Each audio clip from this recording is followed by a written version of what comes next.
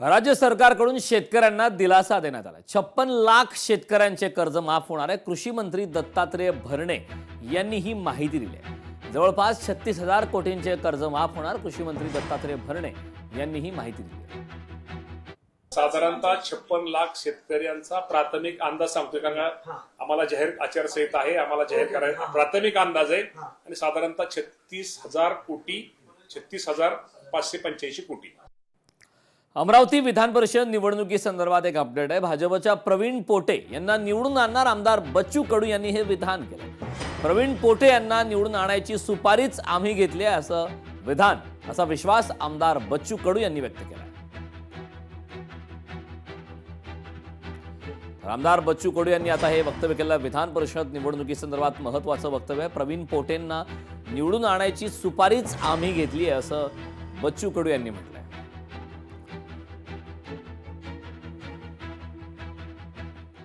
लासलगावसह नाशकात नाफेडतर्फे कांदा खरेदीचा बोजवारा पाहायला मिळणार आहे। कोणत्या खरेदी केंद्रावर कांदा खरेदी नाहीच, नाफेडपेक्षा जास्त व्यापाऱ्यांकडून दर आकारण्यात येतो। शेतकरी नाफेडला कांदा देण्यासाठी मात्र त्यामुळे तयार नाहीत। मोठी अपडेट आहे। लासलगावसह नाशकात नाफेडतर्फे कांदा खरेदीचा बोजवारा पाहायला मिळतोय। कोणत्याही खरेदी केंद्रावर कांदा खरेदी नाहीच, त्यामुळे नाफेडपेक्षा जास्त व्यापाऱ्यांकडून दर आकारण्यात आल्याची माहिती मिळते। नाफेडचे सर्व अधिकारी उपस्थित होते आणि त्यांना आजपासून म्हणजे काल कृषी उत्पन्न बाजार समिती बंद असूनही त्यांना लायसन्स स्वीकारण्यात आले आणि आज मार्केटला ओपन खरेदी करण्याचं त्यांनी आश्वासन दिलं होतं, परंतु आज त्यांचे कोणीही अधिकारी आले नाही आणि मार्केटला खरेदी सुरू केली गेली नाही। परंतु आज 2100 ते 2200 रेट निघालेला आहे। सरासरी 1400 ते 1500 रेट आहे। परंतु नाफेडची जर खरेदी सुरू झाली तर 200 ते 300 रुपये शेतकरी बांधवांना अजून भाव वाढवून मिळू शकतो।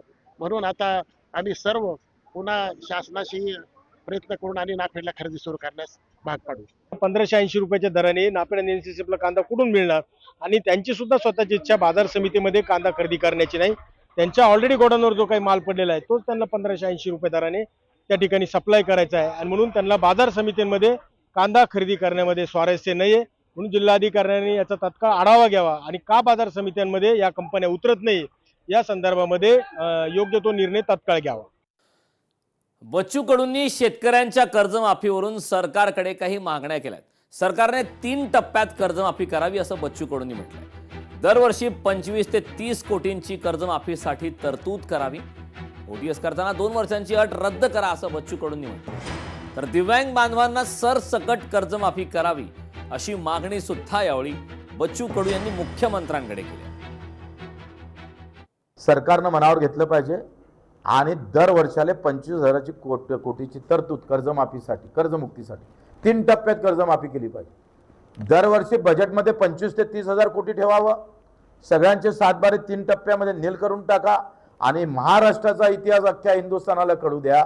वास्तविक पाहता केंद्र सरकारनं कर्जमाफी करणं गरजेचं आहे, परंतु राज्य सरकारनं ते अंगावर घेतलं असेल तर हा एक नवीन उपक्रम या सरकारनं राबवणं गरजेचं आहे। तर ओटीएस करताना 2019चा शेतकरी जो महात्मा फुलेमध्ये सुटला आहे तो पुन्हा कर्जबाजारी झाला, त्याला घ्यावं। प्रोत्साहन निधी 1 लाख रुपये वाढवून तो 2 वर्षाची अट रद्द करावी। तिसरं असं आहे का ज्या विधवा भगिनी आहे, ज्या आमच्या खातेदार मय्यत आहे किंवा अपंग बांधव आहे, त्यांची सरसकट कर्जमाफी करावी। अजित पवार मेला त्याचा मला फरक पडला नाही, पण रुपालीताई मेली पाहिजे। बारामतीच्या एका नेत्याची ऑडिओ क्लिप व्हायरल झाले। व्हायरल ऑडिओ क्लिपमुळे बारामतीच्या राजकारणात खळबळ उडाली। लोकशाही मराठी या ऑडिओ क्लिपची पुष्टी करत नाही। बारामतीमधील एका नेत्याची एक ऑडिओ क्लिप सध्या सोशल मीडियावर व्हायरल होते। यामध्ये मुंबईमधील एका महिलेसोबत त्यांचं संभाषण सुरू आहे। बारामतीमधील ज्या नेत्याशी या महिलेचं बोलणं सुरू झालं होतं तो नेता विचारतो की तुम्ही बिझी आहात का? त्यावर समोरील महिला बोलते की नाही, रुपालीताईंना त्रास होतोय। त्यावर बारामतीमधील हा नेता म्हणतो अजित पवार मेला त्याचा मला फरक पडला नाही, रुपाली मेली तर मला लई फरक पडेल। सध्या ही ऑडिओ क्लिप सोशल मीडियावरती मोठ्या प्रमाणात व्हायरल होत आहे। राष्ट्रवादी काँग्रेसचे अजित पवार गटाचे नगरसेवक किशोर मासाळ यांच्या संभाषणाची ही ऑडिओ क्लिप असल्याची कुजबूज आता बारामतीत सुरू आहे। मात्र या ऑडिओ क्लिपची आम्ही पुष्टी करतो। हॅलो, बिझी आहात का तुम्ही? नाही हो, ते रुपाली ताईंना त्रास होतोय. आम्ही एकच इथे आहे ना. मेली पाहिजे रुपाली ताई.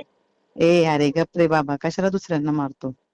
मग ठीक आहे, मला वाटलं मेली पाहिजे तर मी म्हणतो मेली पाहिजे. हा, अजित पवार मेला त्याचा मला फरक पडला नाही, त्यात रुपाली मेली तर मला काय लय फरक पडायचा आहे? तुला मी मेले तरी कुठे काय फरक पडायचंय. हा, तू मेली तरी मला नाही फरक पडायचा. पुढं संपलं. मग काय कशाला लोड घेतो तू, जाऊ दे आपलं काय. आम्ही फोन केल्यावर फक्त उचलत जा, एवढी आमची इच्छा, बाकी काय माझी. नाही उचलणार. हा, पुढं.